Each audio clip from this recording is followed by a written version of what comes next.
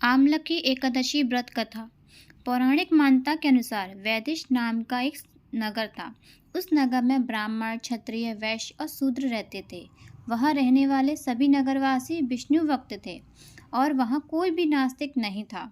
उसके राजा का नाम था चैत्रथ। राजा चैत्रथ विद्वान थे और बहुत धार्मिक थे। उनके नगर में कोई भी व्यक्ति दरिद्र नहीं था। नगर में रहने वाला हर शख्स एकादशी का व्रत करता था।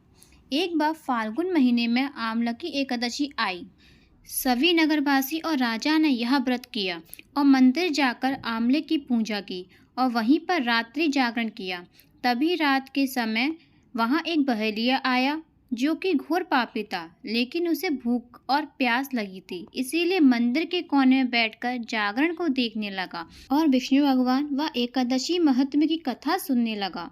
इस तरह पूरी रात बीत गई। नगरवासियों के साथ बहेलिया ही पूरी रात जागा रहा। सुबह होने पर सभी नगरवासी अपने घर चले गए। बहेलिया भी घर जाकर भोजन किया, लेकिन कुछ समय के बाद बहेलिया की मौत हो गई। हालांकि उसने आमलकी एकादशी व्रत कथा सुनी थी और जागरण भी किया था, इसीलिए वह राजा विदुरथ के घर जन्म लिया। राजा ने उसका नाम वसुरथ रखा। बड़ा होकर वह नगर का राजा बना। एक दिन वह शिकार पर निकला, लेकिन बीच में ही मार्ग भूल गया।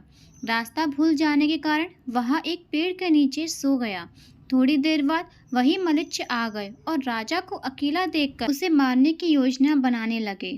उन्होंने कहा कि इसी राजा के कारण उन्हें देश निकाला दिया गया, इसीलिए इसे हमें मार देना चाहिए। इस बात से अनजान राजा सोता रहा। मलिच्छों ने राजा पर हथियार फेंकना शुरू कर दिया, लेकिन उनके शस्त्र राजा पर फूल बनकर गिरने लगे। कुछ देर बाद सभी मलिच्छ जमीन पर मत पड़े थे। वहीं जब राजा की नींद खुली तो उन्होंने देखा कि कुछ लोग जमीन पर मत पड़े हैं। राजा समझ गया कि वह सभी उसे मारने के लिए आए थे, लेकिन किसी ने उन्हें ही मौत की नींद सुला दी। यह देखकर राजा ने कहा कि जंगल में ऐसा कौन है जिसने उसकी जान बचाई। तभी आकाशवाणी हुई कि हे राजन, भगवान विष्णु ने तुम्हारी जान बचाई है।